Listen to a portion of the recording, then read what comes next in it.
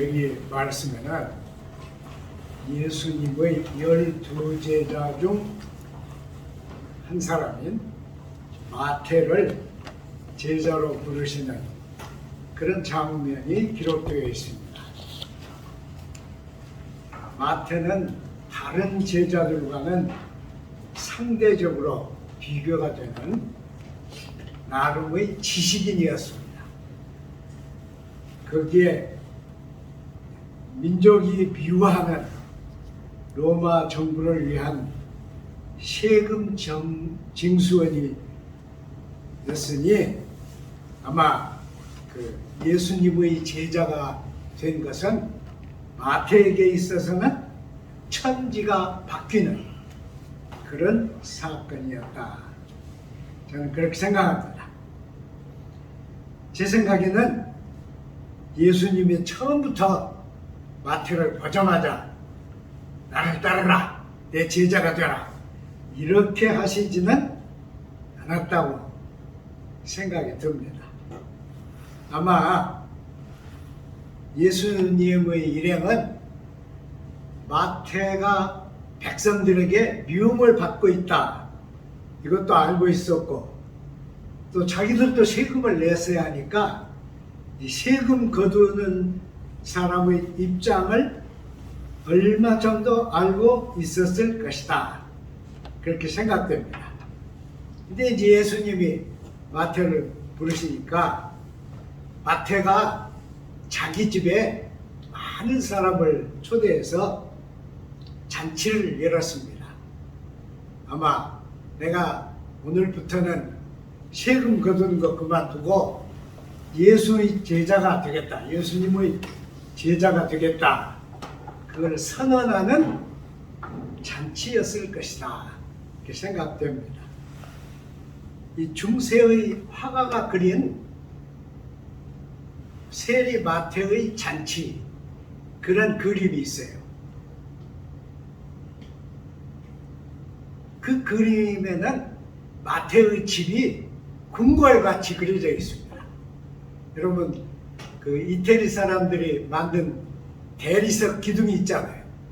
대리석 기둥이 집 앞에 쫙 이렇게 서 있고, 그리고 그 대리석 기둥 다음에는 그 현관이 있고, 그리고 이제 거대한 집이 있는 그런 집으로 그렸어요. 물론 중세 그 화가가 그렸지만은 아마 성경을 열심히 읽어보고 마태가 산 집이 이만큼 됐을 것이다, 그래서 그렇게 그렸을 거라고 저는 생각합니다. 그런데 이 마태를 부르신 예수님은 좀 특이해요. 제 생각에 좀 특이합니다. 아까 말씀드렸지만 금방 길 가면서 세금 걷는 마태에게 세금 걷지 말고 나 따라와, 그랬을 일은 없다고 생각합니다. 여러 차례 마태가 하는 것도 보셨고, 또 제자들이 수군거리는 소리도 들으셨고, 마태가 있는 자리를 지나치기도 하셨고, 그리고 나서 예수님이 마태를 부르셨을 것이다. 동족이 다 마태를 미워했어도 예수님은 미워하지 않았을 것이다, 이 제 생각이에요. 사람들이 미워하는 마태라고 해서 예수님 미워할 이유가 없죠. 왜냐? 예수님은 회장장 딸도 낳게 해주셨잖아요. 회장장, 예수님 제자들로 안 맞는 사람들이죠. 그런데 12회를 그 혈루증으로 앓는 여인도 예수님은 하나도 이렇게 편청하지 않고 낫게 해주셨고, 더한 것은 모든 사람이 만나지 마라, 그렇게 되어 있는 게 문둥병자예요. 그래서 문둥병자는 사람 인기척이 나면 소리를 쳤어요. 멀리 가도록. 그런 접촉 불가한 문둥병자도 예수님을 만났어요. 그러니까 그런 예수님이 마태라고 해서 세금 걷는 마태라고 해서 미워했을 리는 없다. 저는 그렇게 생각해요. 어쩌면 마태오고 대화도 나누었을지 모릅니다. 그런 마태를 예수님께 보시다가 그렇게 돈 벌어서 무엇에 쓰겠느냐? 돈은 많이 벌었는데 그렇게 돈 벌어서 뭘 하겠느냐? 온 민족의 미움을 받으면서 뭘 하겠느냐? 나를 따라라. 그랬을 거라고 생각해. 하나님 나라가 임재했는데 하나님 나라를 영접하라. 그랬을 거라고 생각합니다. 그래서 마태도 예수님을 여러 차례 봤겠죠. 그래서 잔치를 베풀었습니다. 그런데 그 잔치 자리에서 세리인 마태가 비난을 받는 게 아니고 객으로 온 예수님이 비난을 받았어요. 참 이상하죠. 객으로 초대된 예수님이 비난을 받고 있습니다. 바리새파 그 서기관들이 죄인들하고 같이 먹는 스승이 어디냐 이랬을 것이죠.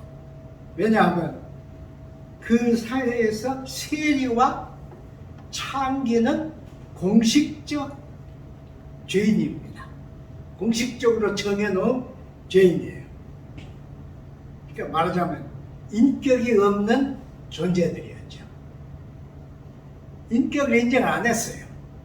그런데 예수님이 이 잔치에 초대되어 있으니까 그렇게 변화를 한 것이죠.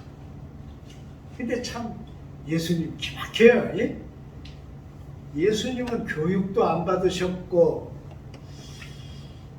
철학자 밑에 가신 일도 없는데 어떻게 이렇게 대단한지 모르겠어요. 건강한 사람에게는 의사가 필요 없다. 병든 자에게라야 의원이 필요하다. 이렇게 말씀하셨습니다. 명쾌하죠. 명쾌. 실제로 저희는 이런 얘기를 잘하는데 전 병원에 딱 한 번 입원했어요. 일생에 저는 병원에 한 번 입원했습니다. 그래서 좀 건방진 얘기지만 온 국민이 나와 똑같은 병원 망하겠다 그런 생각해요. 여러분 가운데도 그런 분들 계시겠죠. 병원이 아무리 훌륭해도 그게 그렇게 좋게 안 보여요. 저는 그 삼성병원에 우리 교인 때문에 갔는데 병원이 그렇게 잘 지어 있는 건 생전 처음 봤어요. 나오면서 같이 가신 권사님이 우리나라에서 제일 좋은 병원이라고 그래요. 내 머릿속에 막 이 병원에 온 사람들은 불행한 사람들입니다. 가능하면 이 병원에 오지 말아야 합니다. 예수님이 하신 말씀. 건강한 사람에게는 의원이 필요 없다. 네? 현대인은 건강하지도 못해요. 아마 저도 병원에 가서 자세히 이렇게 검진을 하면 문제가 있을 거예요. 그냥 무시하고 사는 거죠. 근데 현대인들은 영적 의원이 꼭 필요한데 안 찾습니다. 안 찾아요. 그런 형편이 있다. 그런 생각이고요. 그 다음에 또 문제가 터졌는데 세례 요한의 제자들은 금식을 하는데 왜 선생님의 제자들은 금식을 안 씁니까? 여기 장면이 좀 이상해요. 이게 그 서기관들이 예수님을 대해서 질문을 하고 제자들은 거기 없어. 그렇게 돼 있는 장면입니다.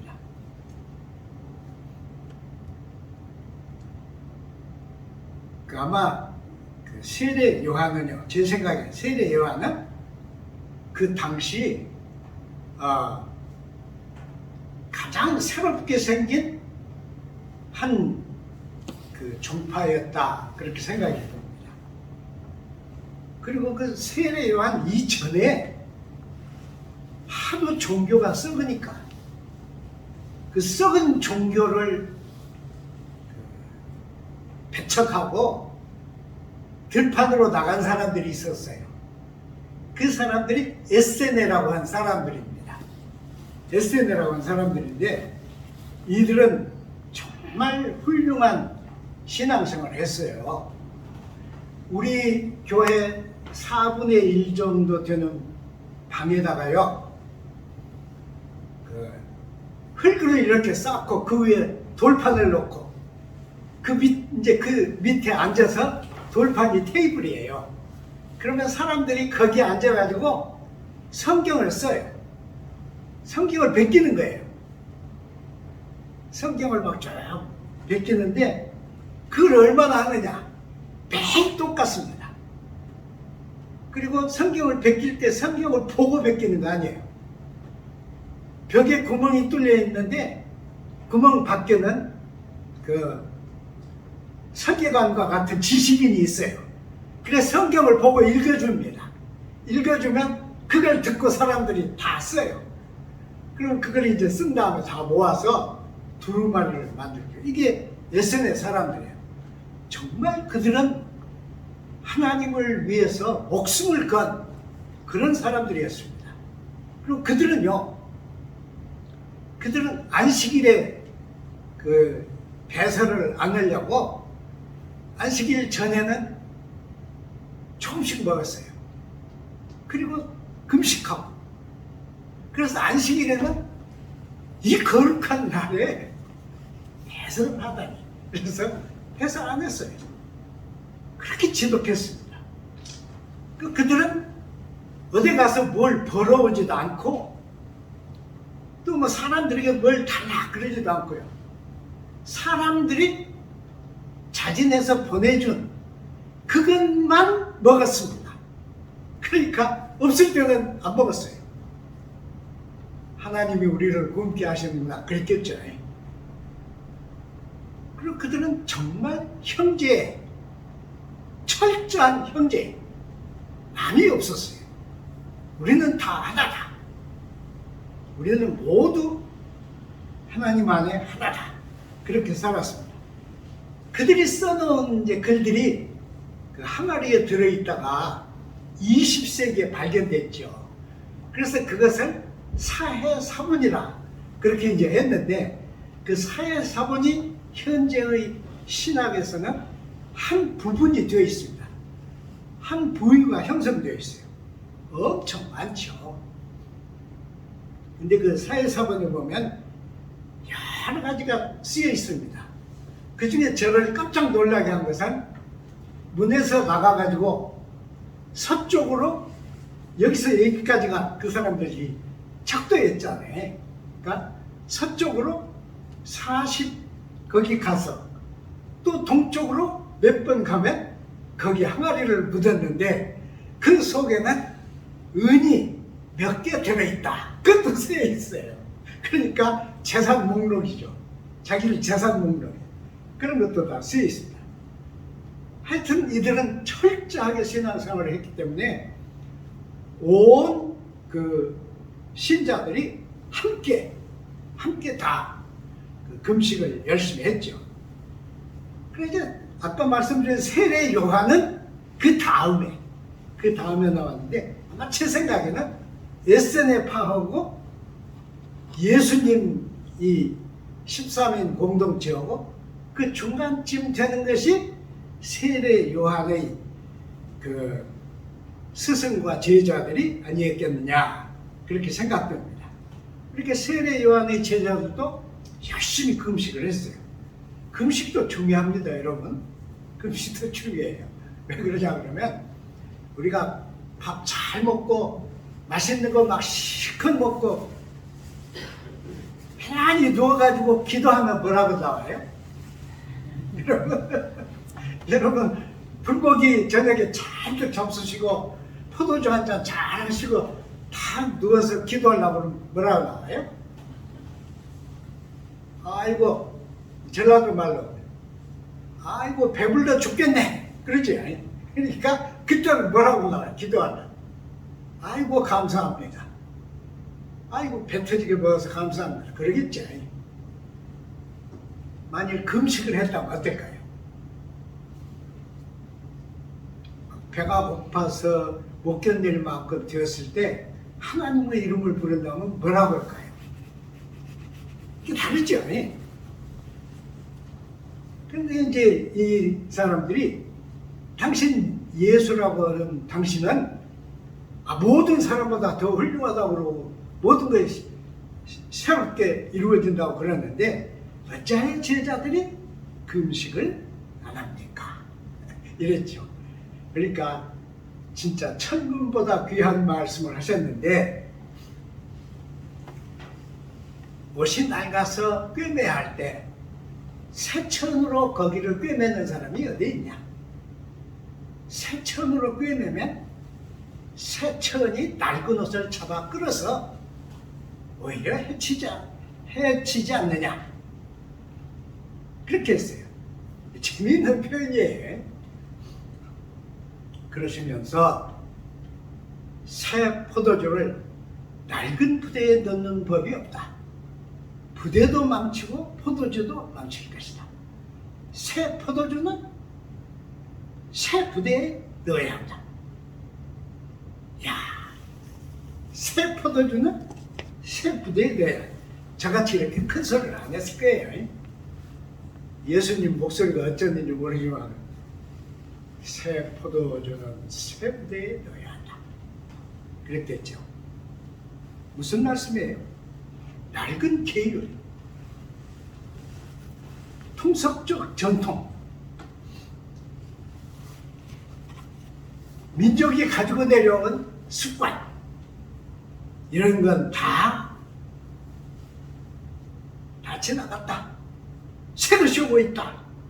그랬잖아요. 주님 그랬잖아요.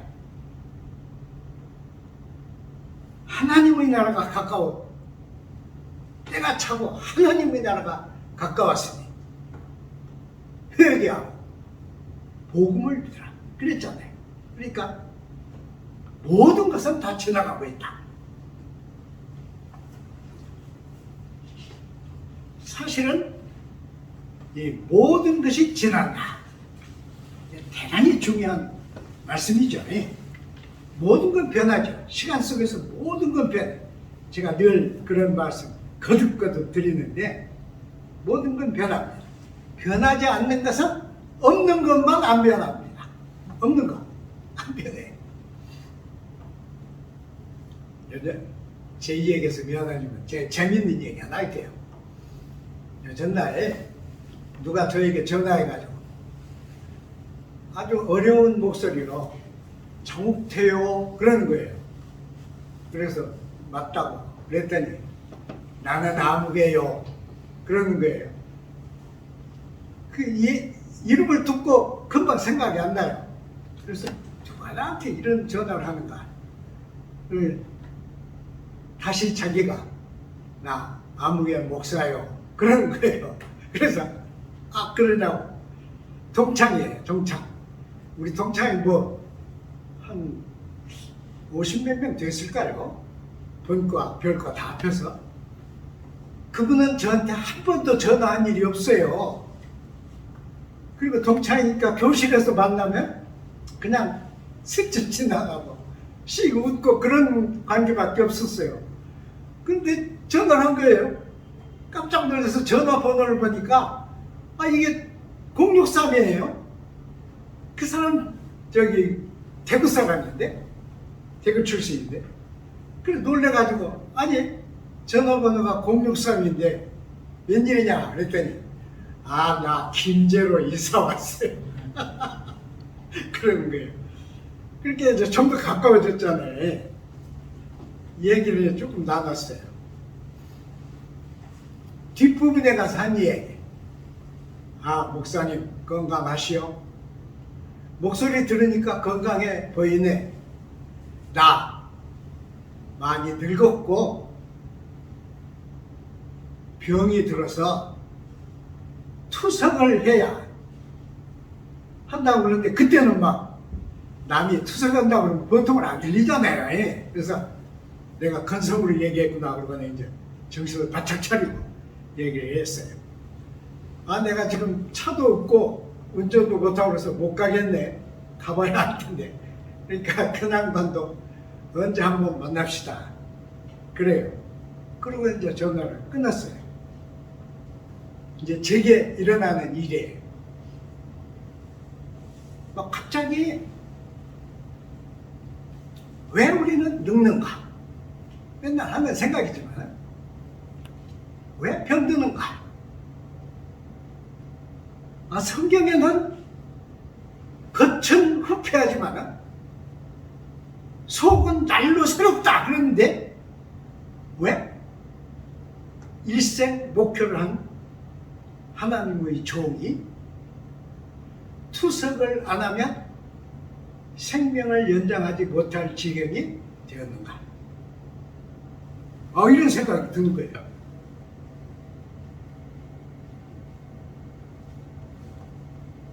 여러분, 우리가 자랄 때만 해도 어려웠죠. 그러나 지금은 얼마나 좋은 걸 먹습니까, 여러분? 여러분, 좋은 거 잡수시죠. 좋은 걸 먹고 세상도 얼마나 편리합니까? 아이고, 옛날에 밥 한 끼에 해 먹으려면 그 했던 것들 생각하면 기막히죠. 얼마나 편리해요. 또 세상이 얼마나 좋아졌습니까? 우리는 얼마나 많은 편리한 기구들을 이용하면서 삽니까? 그런데 왜 이렇게 좋게 사는데 나이가 빠지는 거예요? 왜 그럽니까? 우리가 여러분, 돈을 차곡차곡 쌓으면 뭐가 돼요? 부자가 돼. 저는 개정교에서 부자 되는 법을 한 100번은 이야기했어요. 그때는 10,000원짜리였잖아요. 그때 10,000원짜리가 새 지폐였으니까. 그래서 제가 부자가 되고 싶은 분들은 제가 지금부터 하는 말대로만 하면 틀림없이 부자가 되니까 따라서 하라고 그러면 다들 막 쳐다봐요. 이렇게 시켰어요. 10,000원짜리가 들어오면 죽어도 내놓지 마라. 들어온 쪽쪽 모아라. 그러면 1년에 적어도 몇백 장을 모을 거 아니에요. 여러분, 그러잖아요? 모아. 잔돈만 써. 10,000원짜리 절대 쓰지 마. 내주지도 마. 그러면 몇 년 안에 부자가 되는가 내기합시다. 막 그런 교인들이 좋다고 막 웃어요. 근데 저도 10,000원짜리를 안 쓰려고 막 지갑에다 넣어놓고 안 써보는데 소용없어요. 다 써져. 지폐는 아무것도 아닌데 차곡차곡 쌓으면 부자가 됩니다. 근데 이 존귀한 시간은 차곡차곡 쌓으면 왜 썩는 거예요, 사람이? 왜 그렇게 되는 거예요? 막 저에게 그런 질문이 막 새로 생기는 거예요. 막 성경에 있는 얘기를 막 읽어가면서 이렇게 했잖아요. 누구든지 그리스도 안에 있으면 새로운 피조물이야. 지식이까지 새로워진다. 그게 거짓말이에요. 하나님 말씀인데 왜 사람은 이렇게 되는 거예요? 그러면 그건 도대체 무슨 말이에요? 응? 도대체 겉사람은 후패하는데 속사람은 날로 새롭다 하는 말이 도대체 무슨 말입니까? 바울이 거짓말쟁이에요? 왜 그 위대한 사람이 이런 위대한 거짓말을 썼을까요? 그래서 그날 참 기가 막히게 좋은 시간 가졌어요. 엄청 깊이 생각하고 또 막 책들을 꺼내다가 연관된 것들을 다 보고 막 그랬습니다. 무슨 말일까요? 예수를 믿어. 나 예수 믿습니다. 천하의 가장 존귀한 분이 당신입니다. 그러면 내가 속 사람은 날로 새로워져요? 안 그러잖아요. 끝이 낡으면 속도 낡잖아요. 이게 도대체 무슨 말이에요? 여기 바울의 고민과 투쟁이 있는 것입니다. 바울도 똑같았어요.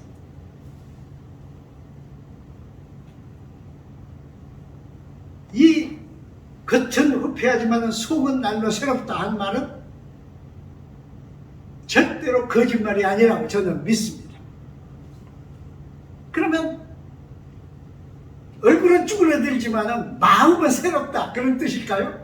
그것도 첫 단계의 뜻은 됩니다.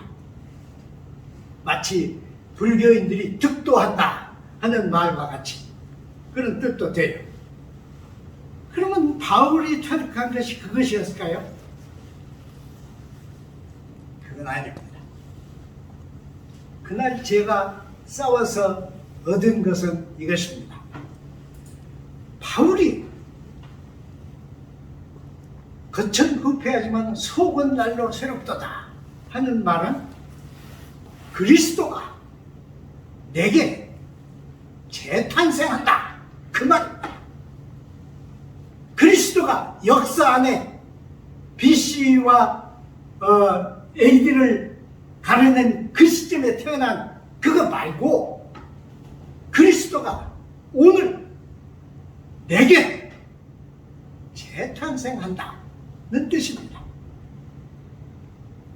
바울을 거짓말쟁이가 아니라고 믿으려면 이걸 이해를 해야 돼요. 그것은 그리스도의 나에게 재탄생입니다. 인카네이션이잖아요. 인카네이션. 여러분 그렇죠? 그러니까 이것은 reincarnate upon me입니다. 나에게 그리스도가 다시. 그래서 바울은 그랬잖아요. 그래서 내 안에 성령이 거하시는 성전이다. 고린도전서 3장 16절 그랬잖아요. 내 안에 성령이 거하시는 하나님의 영이 거하시는 성전인 줄을 알지 못하느냐 그랬잖아요. 성전이다. 그리스도의 이 재탄생이 없으면 우리도 똑같이 매일 후패해 가고 절망할 뿐입니다. 그리스도의 재탄생은 뭐냐? 그리스도의 재탄생은 하나님의 말씀이 사람이 된 것 같이 하나님의 말씀이 내 속에 들어오셔서 나를 그리스도화 시키는 겁니다. 내가 작은 그리스도가 되는 거예요. 그러니까 나는 여기 있고 그리스도는 저기 있고 그건 아무 상관없어요. 그리스도가 내 안에 리인카네이트 되는 거예요. 그래서 바울은 죽을 것이 생명에게 상필가 됐다. 고린도서 5장 4절에 그랬잖아요. 죽을 것이 생명에게 상필가 됐다. 무슨 말이에요? 바울은 혼자 살지 않았어요. 여러분도 다 혼자 안 살잖아요. 나한테는 누가 있어요? 아버지, 어머니 돌아가셨어도 아버지, 어머니 계시잖아요. 형제가, 그리고 또 아들, 손자 다 연결되어 있잖아요. 바울 속에는 그리스도의 재탄생이 매일 이루어지고 있었어요. 아마 이것은 좋다, 내가 예수 믿으니까 속이 새로워진다, 이게 아니었다고 생각해요. 이것은 목숨을 건 투쟁이었어요. 바울의 투쟁이었습니다. 그래서 바울은 갈라디아서에서 이렇게 말한 거예요. 이제는 내가 지금 늙었는데 이제는 내가 산 것이 아니요 내 속에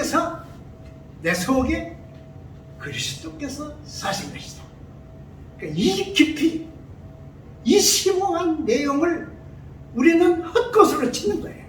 모든 신자들이 이걸 헛것으로 칩니다.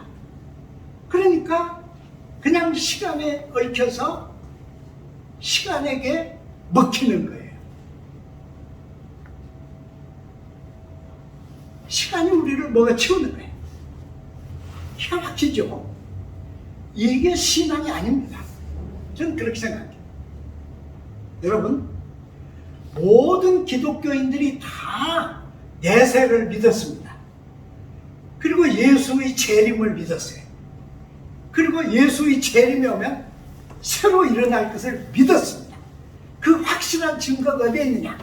시리아에 있어요. 시리아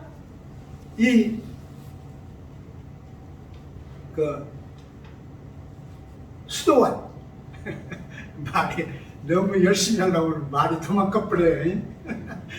시리아의 수도원은요, 수도사들이 세상을 살고 세상을 떠나면 매장을 안 했어요. 벽에 벽장을 만들고 한 사람씩 차례차례 세웠습니다. 그걸 세월이 지나간 현대인들은 몰랐어요. 몰랐는데 시리아에서 오래된 수도원을 발굴을 하면서 보니까 수도원 방에 수도사들이 쫙 서 있습니다. 온지무채. 물론 얼굴은 다 말랐죠. 새카맣게 다 말라 비틀어졌어요. 그러나 다 서 있고 그 발 밑에는 아무개 언제서부터 언제까지 쫙 서 있었어요. 그들은 왜 그랬을까요? 그들은 하나님의 말씀을 그대로 믿었어요. 그래서 거기 그렇게 기다리고 있었던 것입니다. 여러분, 시간은 아무도 좌우하지 못합니다. 인간들 속에서는 누구도 좌우하지 못합니다. 그래서 시간은 주님이 주인이시고 주님이 시간의 통제자, 시간을 만들어서 통제자. 주님은 시간 속에 계시고 시간을 넘어 계시고 시간을 쥐고 계시는 분입니다. 그래서 이 주님을 향한 신앙은 엄청 세상과는 다른 얘기입니다. 완전히 다른 얘기. 야고보는요, 야고보서 1장 17절에 보면 이렇게 했어요. 그는 변함도 없으시고 회전하는 그림자도 없으시다. 그랬어요. 히브리서 1장 12절을 보면 주는 여전하여 연대가 다함이 없으리라 그랬습니다. 연대는 사람에게만 있어.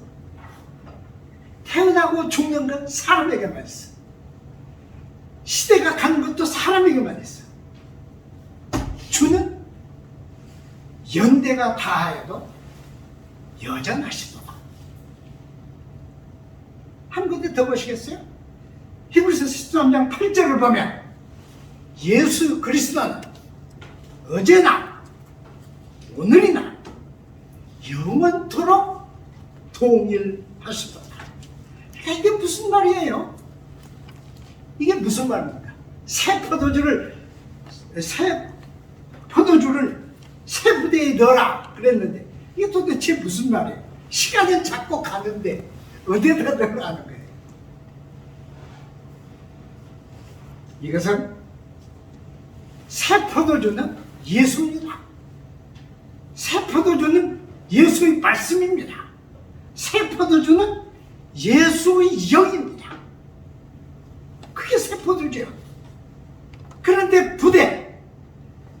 일부러 아스쿠스라고 그랬는데 부대는 무엇입니까? 여러분, 새 포도주를 넣어야 할 부대는 무엇이에요? 예수를 밖에서 쳐다보고 존경하고 믿고 사랑하고 그러면 새 포도주를 새 부대에 담은 것입니까? 아니죠. 어찌한 거예요? 이게 바울의 고민이었어요. 사실은 바울은 엄청 고민했습니다. 왜? 예수님이 지상에 계실 때는 안 따라다녔잖아요. 몰랐잖아요. 그래서 예수의 부름을 받고 제자가 된 후로 그는 엄청 투쟁을 했는데, 그래서 얻은 것이 뭐냐? 인 그리스도, 그리스도 안에 라는 걸 얻었어요. 요한이 증언한 내가 내 안에, 내가 내 안에. 그걸 제가 줄여서 뭐라고 그랬어요? 상호내존. 상호내존. 이거 잊어버리면 큰일 납니다. 상호내존. 매일 우리는 이것을 되새겨야 돼요. 상호내존. 나는 그리스도 안에 있습니다. 그렇게 고백하면 그리스도께서 그러면 나는 네 안에 어디 있느냐? 그렇게 물으실 거 아니에요. 그래서 상호내존. 이렇게 될 때 같은 시간 속에서 후패해가지고는 내부에는 그리스도가 안주하고 계시기 때문에 날로 새로워진다. 그러니까 이것이 그리스도 안에 새 존재예요. 그리스도 안에 새 존재다. 골로새서에서는 지식에까지 새롭게 한다. 그 고린도 후서에서는 누구든지 그리스도 안에 있으면 새로운 피조물이다. 새로 지어졌다. 그러니까 아까 제가 그리스도 뭐라고 했어요? 그리스도의 내 안에 재탄생, reincarnate. 그리스도가 내 안에 재탄생하시면서 나는 겉은 후패하지만 내부 인격, 존재 자체는 새로운 피조물이 되는 것입니다. 새로운 피조물이에요. 이것이 새 부대, 새 포도주예요. 이 부대를 아스쿠스라고 했어요. 아스쿠스. 우리가 사실 부대잖아요. 저는 언제 내가 부대다 하는 걸 느끼는 건 배탈 났을 때. 배탈이 나서 딱 못 견딜 때 보면 내가 부대인 걸 알 수 있어요. 그러니 우리는 이 새 시대에 자꾸 변하는 새 시대에 우리 신앙을 예건만 잡고 있으면 안 돼요. 새로운 차원의 신앙을 만들어야 합니다. 새로운 차원의 신앙 속으로 뛰어들어야. 그래서 그리스도 안에 있는 자는 새로운 피조물이 되고 새로운 존재가 되고, 그리스도는 내 안에, 나는 그리스도 안에 상호 내존의 관계가 되는 것입니다. 우리가 예수를 잘 믿으면 안 죽는다 그러지 않습니다. 우리 다 죽어야 돼요. 그래서 옛날 신자들은 죽는 게 뭐냐? 그래, 영생으로 들어가는 길이다 그랬어요. 근데 과학의 시대에는 그런 말 하면 안 돼요. 모르잖아요. 내가 영생에 안 가봤잖아요. 나는 믿지만은 영생에 안 가봤잖아요. 내세에 안 가봤잖아요. 그래서 정확하게 주장할 수는 없습니다. 그러나 기독교의 신앙 핵심은 영생입니다. 영원한 생명. 우리는 다 이 땅의 이것이 끝나겠지만은 동시에 하늘의 영원성으로 흡입되는, 영원 안으로 흡입되는 신자들이 될 것입니다. 자, 여러분, 마지막 얘기. 가만히 앉아서 생각하니까 나쁜 것은 날로 새로워져요. 최고로 빨리 새로워지는 게 뭐예요?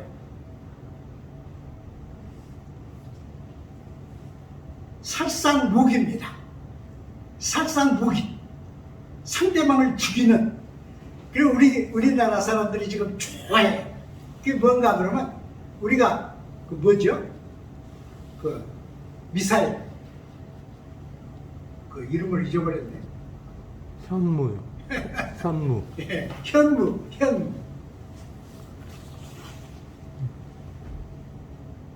현무 미사일 뭐 병량을 가져서 좋다. 중국도 우리가 때려칠 수 있다. 그래서 좋아하는데 사실은 아무리 좋은 무기를 만들어도요, 금방 그 무기에 대처하는 무기가 나오고 새 무기가 나와요. 새 무기가 나오고. 진짜 문제는 모르지만은 저는 이 코로나19도 50% 이상은 중국이 만든 세균 무기였다. 그쪽으로 저는 믿습니다. 안 그러면 이렇게 오래 가지는 않아요. 저는 그렇게 미숙한 생각으로 그렇게 하는데, 대량 살상 무기는 날로 새로워집니다.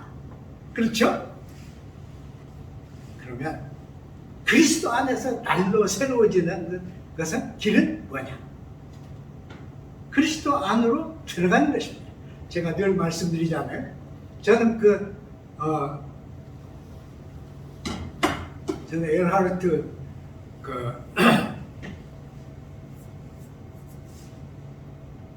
이름이 자꾸 생각이 안 나요. 잊어버려요. 머릿속에 있는데 안 나. 에카르트잖아요. 에카르트도 사실은 수도원 원장이었습니다.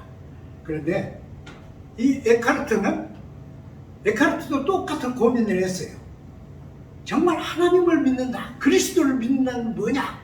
그래서 고민하는데 그가 자기 체득 속에서 이해한 건 이겁니다. 내가 그리스도 안으로 돌파에 들어간다. 내가 그리스도 안으로 돌파에 들어간다. 그럼 그건 무슨 말이에요? 내 힘으로 돌파에 들어가는 거예요? 아니죠. 그리스도가 내 속으로 리인카네이트 하는 거죠. 그리스도가 내 속으로 새로 태어나는 순간순간에 우리들의 신앙은 한 단계 더 깊어집니다. 자, 건강한 사람들에게는 의사가 필요 없고 병든 자에게 의사가 필요하다.